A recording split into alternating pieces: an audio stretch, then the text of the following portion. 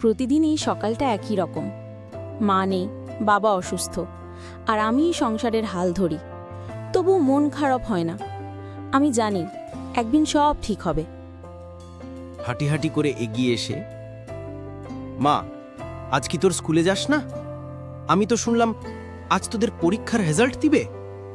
না কাকা, যেতে পারবো না। ঘরে চাল নেই, বাবার ওষুধ আনতে হবে আগে। এসব নিয়ে কে স্কুলে যায়? হায় রে সময়, তুই তো ওই গ্রামের সবচেয়ে বুদ্ধিমান মেয়ে। আল্লাহ রে, যদি তোর মা বাবার অবস্থাটা একটু ভালো হতো। বুদ্ধি দিয়ে পেট চলে না কাকা, তবুও চেষ্টা করি। সকালবেলা নদীর ধারে শাক তুলে বাজারে বিক্রি করি। তোর ইচ্ছা শক্তি দেখলে গর্ব হয় মা।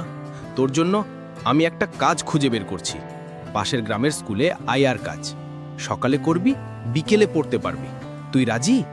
কাকা, সত্যি বলছেন? আমি পারবো? পারবি কেন পারবি না? তুই তো আমার লক্ষ্মী মেয়ে। 2 সপ্তাহ পর। আজ মাসের প্রথম বেতন পেলাম। ছোট হলেও এই টাকায় বাবার ওষুধ আর 1 কেজি চাল নিতে পারবো। আমার জীবনে কাকা না থাকলে হয়তো কিছুই হতো না।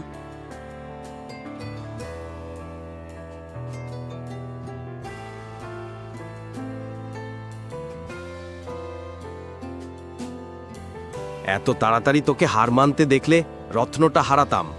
মা, তুই শুধু নিজের জন্য নয়, গ্রামের মেয়েদের জন্য একটা দৃষ্টান্ত স্থাপন করবি। একদিন আমি স্কুল শিক্ষিকা হতে চাই কাকা।